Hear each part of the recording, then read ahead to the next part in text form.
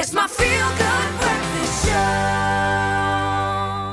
Welcome back to your Feel Good Breakfast Show, and it is a very exciting time because we are back with another installment of the Culinary Hotline Bling. Ting, ting, ting! It's so nice when everyone gets involved with the ting, ting, tings, and we are joined by one of our favorite chefs, Chef Clem Pedro, and he is here to really help you out and answer any of your culinary conundrums, and if you need any help getting out of those sticky foodie situations, or perhaps you have a kitchen disaster story that you'd love to share with us, we are here for all of that, so please do give us a call. That number is on your screen right now. It's 021 110 552. Chef Clem, very excited to be back in the kitchen with you. Me too. I think Culinary Hotline has to be my favorite kitchen segment of all time. It is. And you know what? Last week, I know we were doing the omelette and we got a very interesting question. One of our viewers asked us that Chef Clem, please show them how, you know, when the omelette was made. Rochelle from Cape Town said how to saute mushrooms to fit in an omelette. Because mushrooms are one of those ingredients where it releases a lot of water. It does. And then it makes everything a bit soggy. And it starts in the preparation, because I see what a lot of people do is when they get their mushrooms, they rinse them under water. I do that. You want to clean your mushrooms? Zoe, Marelise, Engelbrecht, Jobert, Brown. That's not my name. What were you thinking? I thought I need clean mushrooms. I need to clean them. So mushrooms are like sponges. So as soon as you put them underwater, they're going to suck up all that water. Then when you try and fry them, they're going to release all the water and it's going to boil. Okay. You don't want to do that. So here's what it starts off with. Okay, so you get yourself, this is actually our designated mushroom brush that we have in the studio. All you want to do, and I know it sounds a bit fancy or unnecessary, but it's going to change the game completely. Just little bits, just brush them off, and that's all you need to do. You don't need to wash them? No. So can I prep your mushrooms for you? Yeah, okay, so I've got some prepped already. Let me give you these ones. And it's quite nice, like just kind of like, you get in the mood, you can start meditating on it, you know. It's all really cool. Then, sauteing mushrooms. You have to treat your mushrooms like you treat a steak. You know, like a lot of vegetarians actually substitute meat with mushrooms because it has a texture. Okay. And playing on that texture, when you cook it, you want to treat it just like a beautiful steak. So you don't fiddle too much with your mushrooms. Don't fiddle. So what I like doing is instead of cutting mushrooms, and I also find that sometimes they release more moisture when you cut them. So instead of doing this, which we all normally do. I do that, yeah. I prefer tearing mushrooms because then you get nice little jagged edges. That's okay. You get nice jagged edges on the end, and it gets more texture, so it actually just pulls apart really easily. And that's actually so much quicker and safer because some mushrooms slip away and you're like... As we just saw. Okay, cool. So, nice hot pan, and then we're going to get some mushrooms in there. These have been brushed off nicely, and monitor that heat. So there's a rule. You want a searing hot pan? Yeah, you do. So there's a rule that says don't overcrowd your pan when you're cooking mushrooms, like you would a steak, right? Because then it's going to it's actually going to drop the temperature of the heat, and they're going to start steaming in there, releasing that water. But I found if you have a nice heat, you can actually pop the mushrooms in there. Just don't fiddle with it. Okay. That's the rule. Okay, so we've got a few mushrooms, and I like this question about the omelets and the mushrooms, because if you add raw mushrooms to an omelet, they're going to, first of all, absorb the moisture of the egg, and then when you cut into it, it's going to release it back into the plate, and that's not going to be nice. That's not going to be nice, but also like I can imagine with raw mushrooms in like an omelette, doesn't it like also become a little bit dry? Weird. It's not cooked properly. It becomes dry and rubbery at the same time. It's so weird. Yeah, so mushrooms, if you're going to have them raw, are amazing on a salad. Absolutely, because then they actually absorb the salad dressing. Perfect. But for an omelette, definitely sear them off. But, okay, so we use some buttons now. Yeah. What you can also use are these beautiful king oyster or oyster mushrooms. These are really great.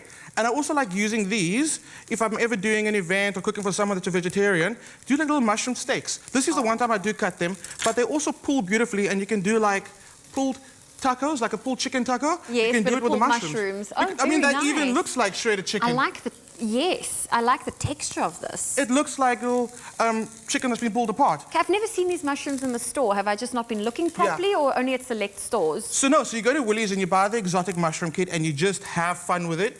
They are so delicious. So again, I'm going to create these like faux char lines on the mushroom. So I'm cutting these like little diagonal lines on them. There we go. And that's going to go into the pan. You're going to see it's going to brown off so nicely. But let's check on our mushrooms here first. We haven't touched them. No. I also haven't added any salt to the pan just yet. No. Salt draws out moisture. That's right. There we go. So we'll season at the end. You just give it a bit of a shake. And you can see we've got the serious brown.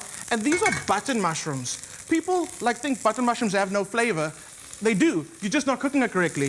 Okay, let's put our little mini mushroom steak in. So that's going to keep on going for a little bit, and I'm going to check on it. Keep an eye on that. Good. So we said, okay, buttons, oysters, shiitakes. These are nice and woody and delicious. Love shiitake mushrooms. And these are little shimijis. Oh, they cook cute. so quickly. And they're also delicious, just like a quick saute in there. Again, those are really great for doing vegetarian, like little tacos and dishes. So much flavor, so much texture. Just got to give them a little love when you cook it. I want to ask a question. The shiitake ones, are those the ones if you want to go for a bunless burger option that you can use? Are those the type of mushrooms you would use? Sometimes they do. When they have the nice big caps, they'll use them as that mushroom substitute. I mean, the burger substitute. Yes. But they tend to use brown mushrooms more.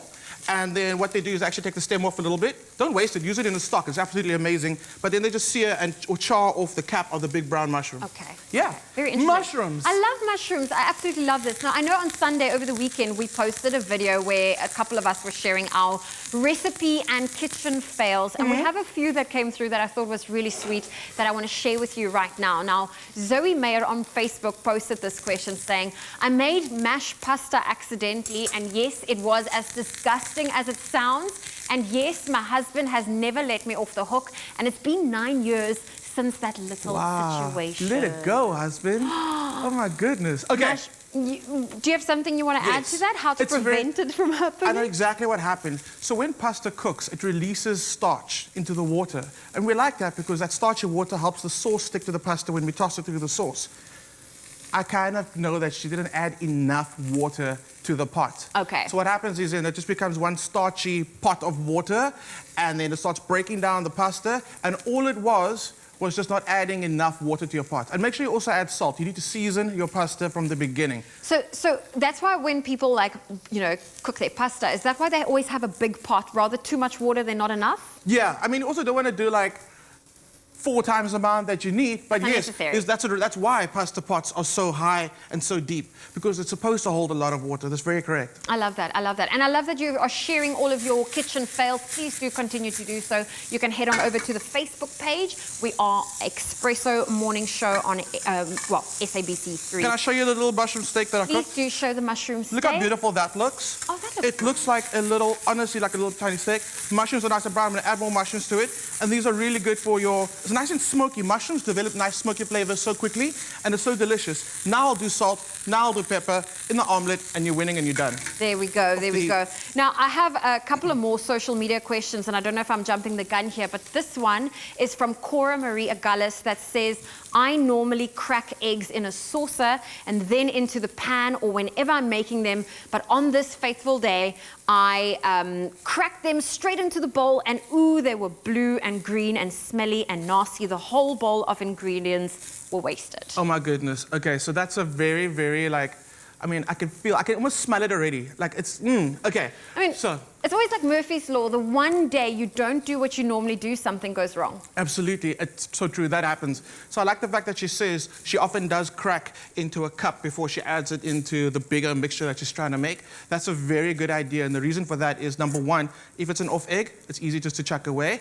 And number two, if you're cracking an egg into your cake batter, boom, and some of the shell gets in there, you're going to really struggle to get that tiny piece of shell out of this big cake batter. Whereas if it's in a little cup, you just fish it out of there right there. So another way to test your eggs is to get a little beaker of water and you drop your egg in the water. If it floats, it's a nope. Okay. So you don't want your eggs to float. Yeah. If it floats, it's a nope. If it sinks, it's a win. Okay. So it's all because of the little air cap in there, and the older the egg gets, that air cap gets larger and larger, creating more air, and that's why it's going to float. Oh, I love that. I absolutely love that little tip. I'll definitely keep that in mind. Of course, we would love to hear from you. You are welcome to call us on the Culinary Hotline if you have any culinary conundrums for us to do. Chef Clem is here. He is on standby, so give us a call right now. That number is 021 110 555 It is on your screen right now. And can we just quickly check in on these mushrooms? Oh, the mushrooms are good. I'm going to go find some eggs. I'm going to go make an omelet. Nice and smoky, nice and crispy. Do you want crispy mushrooms for your omelet? Slightly crispy, yeah, because remember, the egg is nice and squishy. You want to create more texture by adding little slightly crispy mushrooms. And you're winning. Yeah. Done. It's always a win. Well, Chef Clem's not going anywhere, so get those questions in. We'll be back with the Culinary Hotline. Bling! Ting, ting, ting!